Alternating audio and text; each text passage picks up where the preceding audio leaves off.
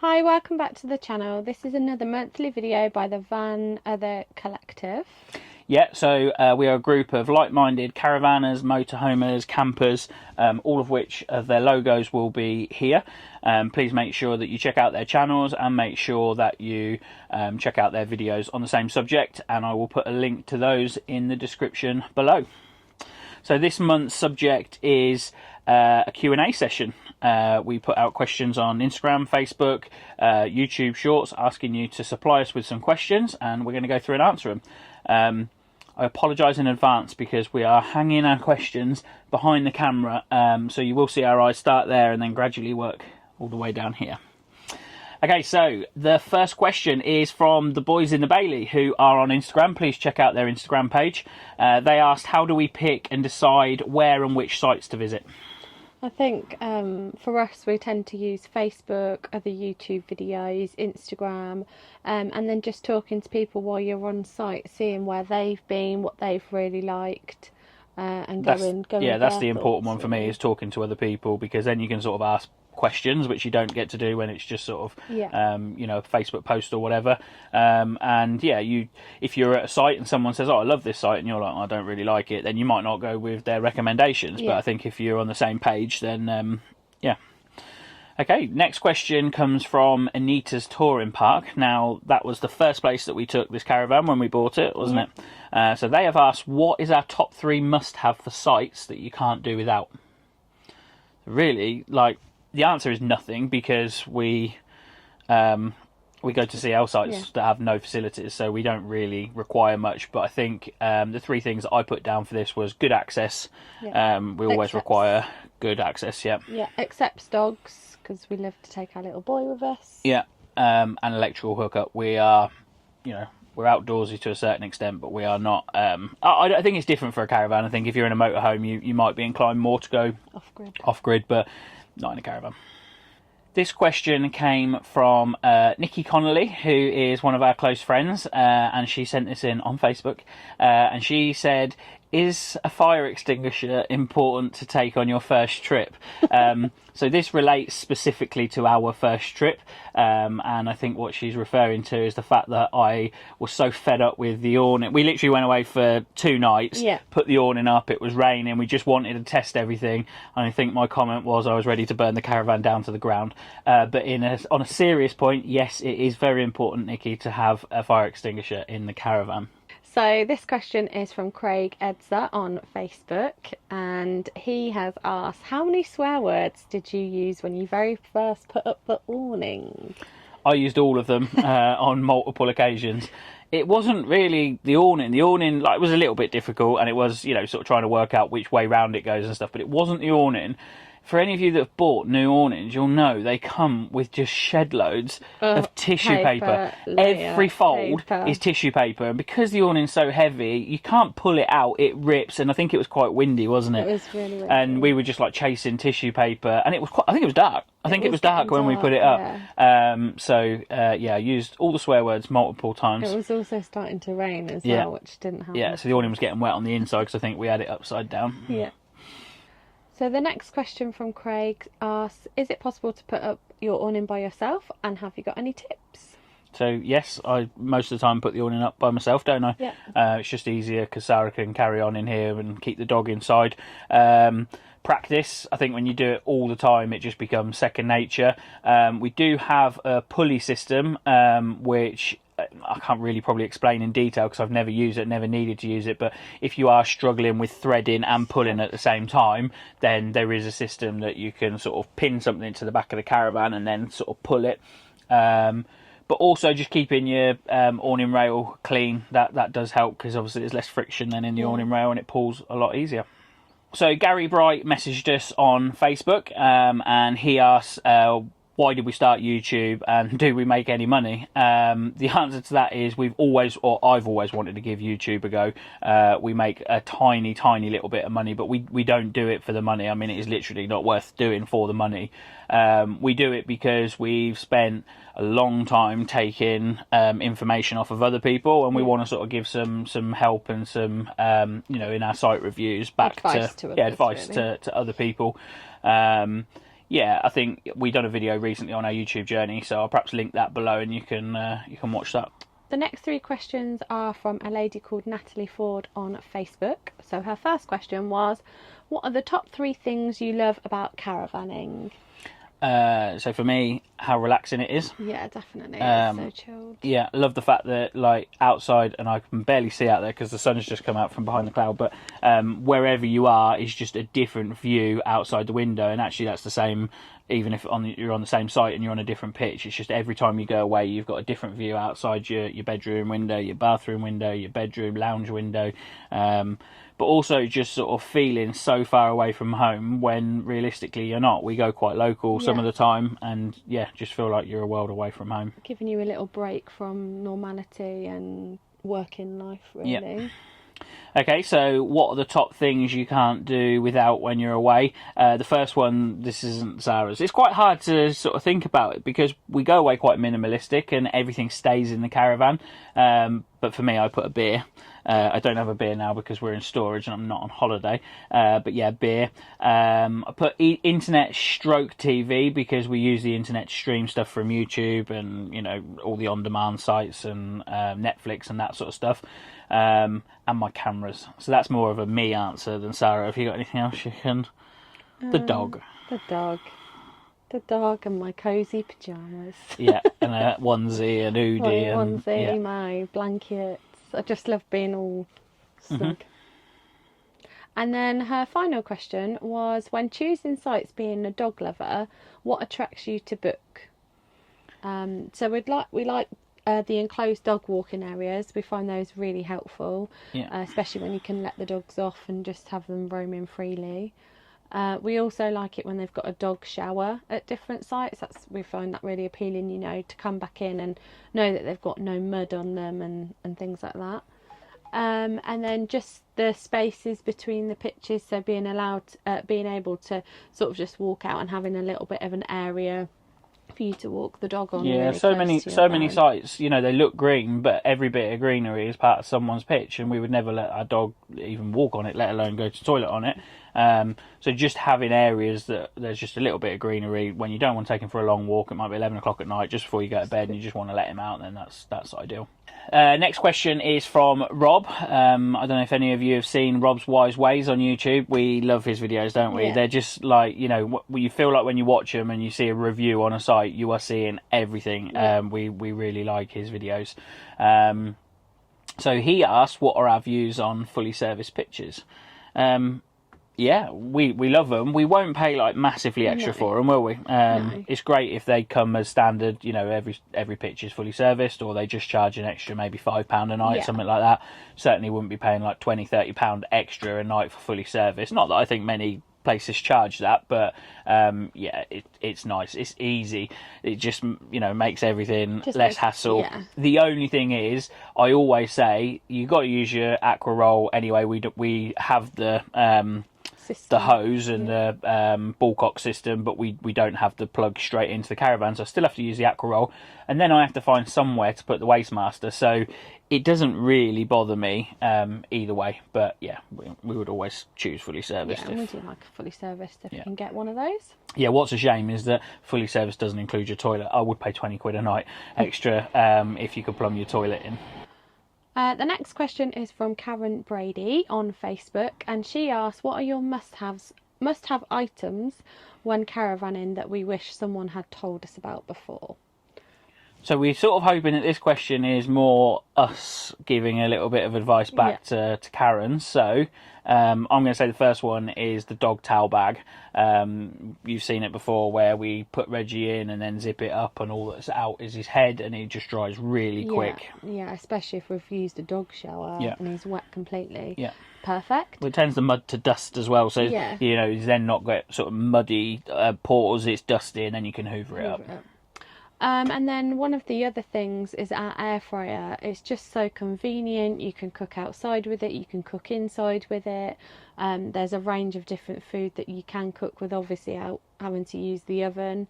I would presume that it would be fine for camper vans as well if they've not Yep. got very much space, so it is quite minimal. Yeah, we know it draws low energy, so it Yeah. would probably work fine off of a Jackery or some other box. It's about to get even easier to use because we had arrive in the post some round silicon dishes. Liners, so if we don't stay somewhere then that has a washing up area, we can cook anything in the silicon dishes, and then all we got to do is just cook that. And worst case scenario, we could put that in a bag and bring it home. So it's about to get even easier. The other thing is our Dock and Bay towels. This is not sponsored by Dock and Bay, but it's a product that we have and I like it, so we're going to mention it. They're so thin, they're so absorbent, they dry your body really quickly, but they dry really quickly as well, and particularly in the winter months when it's just so hard to dry stuff. We like them. They're big as well, aren't they? I need a big towel. Yeah. Most towels feel like a hand towel to me. Paula messaged us on Instagram. She asked, we watch all the motorhome YouTube channels. How come you are in several collaborations? So we're actually only in 2. Some people might think that's greedy. We just value them so much. They give us a strict deadline for a video to come out. So there's none of this sort of like, oh, we'll do it tomorrow. It's like, no, it's got to go out on this deadline. They give us some really cool things to talk about that we perhaps wouldn't think to talk about. But we have, like, we have one of them's a Facebook group, the other one we've got a chat group, and we talk a lot in them. And it being new to YouTubing and that sort of stuff, it's great to be able to talk to people who have got a lot of experience and get their help and support, and their health as well. So the other thing is, the question that was worded was, we watch all the motorhome YouTube channels, and I think like that's the other answer to it is being in the collaborations, because we collaborate with motorhomers and campers. It means that people who might not normally watch a caravan channel get to see our content, and I think we're all the same really. I know there's a little bit of a rivalry between motorhomers and caravanners, but we all go to the same places and we all like doing the same things. So we would want motorhomers as part of our audience for sure, and we really try to sort of we do use the word caravan a lot, don't we? And I'm always sort of conscious of saying caravan or motorhomers or campers or tenters or tent boxers, whoever it is that's coming to stay in the field with you. We all like the same thing. And we've started talking a little bit or just noticing as well things like bus stops to help out those people. Well, your mum and Craig have got a motorhome anyway, so we already motorhome minded in the sense of it's but not we'll come back to that because the nuts have given us a question on that. So right, Bethany May, a friend, so she asked, what is your favourite camping destination so far and why? She actually asked, the start of the question was something like, I really want to be I really want to be in your videos. Hi Beth. So favourite camping destination. We've gone with 3, haven't we? Yeah. So Kettleby is our favourite for all round. Yeah, it's just a nice site. It's convenient. The facilities are lovely. There's the on-site bar as well. It's not too far from town. And then the second one we've gone with is Sandringham.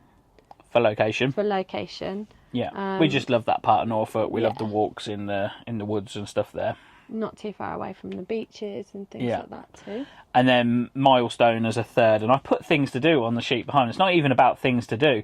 It's about the brewery. It's about the brewery and the caravan site working together, being so close together, and the food that they have there every night. It was just, when we were there, we just almost couldn't wait to the evening to come. That's our 3. So I'm going to go through the next few questions because Sara can't read them because the camera's in front. So Wendy Dickens messaged us on Facebook and she asked 2 questions. She asked, what shocked you the most when you first started caravanning? Just how addictive it is. Yeah, you literally want to go all the time. Yeah. Like anywhere, round the corner, and you want to go. Yeah, I mean, our caravan sits in storage, but if there was electric here, and we have got a solar panel and a leisure battery, obviously, but if there was electric here, I think we'd just come up and just maybe sit and have a cup of tea or something like that. It's just a nice place to be. If you like caravan, and if you don't, then... Yeah, you might think it's weird. Yeah. So she also asked, what's our pet peeve? When I sort of thought about the answers, I read out to Sara because I wasn't really sure about this one, but you said the same. So people walking across our pitch, I was a little bit maybe protective over an area that we're just renting. But I just think sometimes, like, that's your own private area, and people do sort of like walk very, very close to where you're like sunbathing or something, just to save a couple of extra. I think if it's like early in the morning and you're maybe still in bed or something, late at night, and it's on the stones, it's like, just a privacy thing, isn't it? Yeah. Well, that's the other thing as well. And actually, someone asked this question on Facebook, and I was really surprised at how the answer to that question was so mixed, because I thought everybody would say, no, I don't like people walking across there. But the other thing for us is, we've got a very well-behaved dog, but if he sees someone coming up to the caravan, he will bark. So when people walk sort of too close to our caravan, it's fine if they're walking out the front, but if they sort of come around and look like they're coming to the door, then he will bark. It's not a massive thing. And the only other thing for me is that when sites close the toilet facility blocks, but then when you go in and they're not clean, even when you go in straight after, that is a little bit of my peeve. This next question is from Mark Nuttall from The Nuts on Tour. I love that song, absolutely love it. The Nuts on Tour are in this collaboration. They will be doing a video on their questions and answers. So Mark asked, have you considered a motorhome?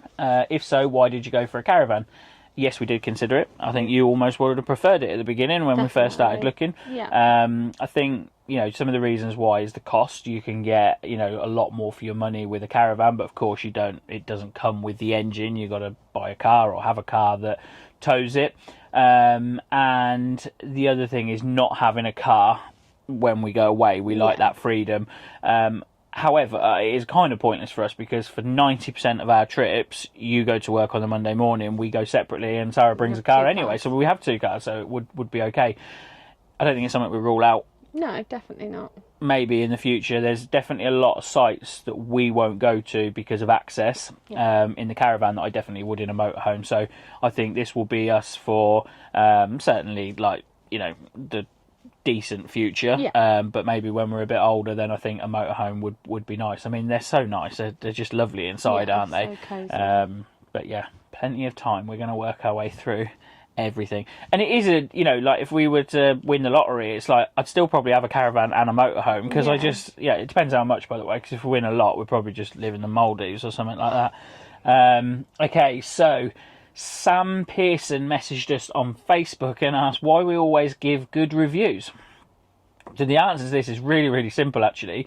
When we go away to give a review of a caravan site, we also want to have a nice weekend away. This YouTube thing for us was born out of the fact that we were going away every weekend. The content's right in front of us, let's film it. So we don't choose bad places to go to, and we always have researched well, haven't we? Whether it's an abroad holiday or a hotel, we've always researched well. We speak to people, we watch YouTube videos and that sort of stuff. So yeah, I'm sure we'll go to a site one day that we don't like, but we tend to book sites we want to go to for a reason. We know what we're going to be getting almost. Right, so I am going to have to read this question. This is from Angie and Dean Chester. They sent us a message saying, we've been caravanning since 2020. We've had 2 new caravans, the first being a 2-berth Swift, and the second, our current one, is a transverse fixed bed, which they love. Their question is your caravan your first one? If yes, are you happy with the layout and size? Would you like or hanker over a different make, model or layout? Good question. So it's our first caravan together, me and Sara. I grew up going away in a touring caravan and then later on a static caravan. But yeah, we are very happy, aren't we? Yeah, definitely, really happy. The layout really suits us. Just suits us. Probably more so, we were talking about this last night, probably more so than we even thought, because it's a bit like when you buy your first house or your first anything and you don't consider sort of actually using it or anything like that. Sorry about the train. You don't sort of consider that stuff, and we probably just sort of come in and went, oh yeah, we like the look of it, and we didn't really think properly about it, whereas obviously now we would sort of have a lot of considerations. But just even like the area over there allows us to have a 32-inch TV, which a lot of spaces don't, and that was just purely chance. Definitely. So yeah, we are very, very happy with the layout. I would swap it for a Lusso too. Yeah, that would be nice. I'll swap anything for a Lusso too, to be fair. But that's probably it at the moment. We're not sort of, we're not thinking about changing. No. We go and look at caravans all the time. Like, love looking at the different layouts and that sort of stuff. It's just a fun thing to do, isn't it? Yeah. But we are going to do a video. We're going to give you a tour around our caravan, and then maybe mix the two together, but do like a fantasy layout, what we would like from a layout. But realistically, you're in a very small box that has to have bathroom, or for us has to have a bathroom, a bed, a lounge area, and a kitchen. There isn't too many ways round that you can change it. Okay, so we had a question from Lynn and Kev Harvey and Daffy, which I think is their collie, their border collie. And they asked, will we see you at the seaside soon? And I think she said specifically Devon. The answer to that question is no, probably not for the rest of this year with, work commitments and stuff like that, and weather really. But next year we're definitely going to get to the seaside. I mean, we have been up to Norfolk in this, but we're definitely going to get to the south coast. It's just nice being away near the seaside, isn't it? The only thing that puts me off of some of Devon and most of Cornwall is the roads. That's the only thing. But I mean, we love Cornwall, don't we? We regularly go down there. So yes is the answer, just not very, very soon. Okay, so the final talking point, and it's not specifically a question, but it's come in from Pete and Sue. Their YouTube channel is at Delph Junction 1168, and if you like trains, then please go over and give him a subscribe. So it wasn't a question as such, but he was talking about on the club website about having sort of icons for service pitches and that sort of stuff, and just sort of making it easier for other people. And I totally agree. I think we will all find flaws in the clubs. You pay a lot of money to be there. You seem to then pay a lot more money to go on their sites. That you're actually a member of. But their app's poor, their website's poor. So in answer to your question, Pete, totally agree. They need some sort of revamping. Just on a nice all little of that. picture logo. When you. Even when they come up on the first front page sort of thing. I mean, we don't book sites based on whether they're adults only or not, but when we come to do a review, I always put my videos into two separate playlists, adults only and family friendly, and when we share them on the Facebook groups and stuff. And sometimes I go on there because I'm like, I can't remember if it was adults only. We went, outside of school season and don't know that it wasn't. Go on to the club website, and it's really difficult to try and find out like that basic information. And I think it's a shame. The club sites are the club sites. They're run by them. They can do what they like. But I think it's a shame for the CL sites, for the people who are affiliated, who are kind of expecting that little bit of support. So, hopefully a little bit of an update to the website and the app. So you might have noticed that it's a very busy week for us. This is actually the second video that we've released already today. Yeah, I'm going to be at the show for the rest of the week in the mornings, and bringing out videos almost every day, really. So I think once the show's finished, we will probably give ourselves a weekend or two off, because it's just been non-stop since the summer. But we'll have plenty of content in the bank that we can still release, but we're just going to have a week or two off and have maybe a weekend away where we just don't take the camera and I'm not allowed to film anything. Thank you very much for watching. Again, the logos will be here of the guys in the Van of the Collective. Please make sure you watch their videos, subscribe to their channels, and again, the links will be below in the description. We'll see you in another video, which will probably be tomorrow. Thank you very much for watching. Bye. See you later.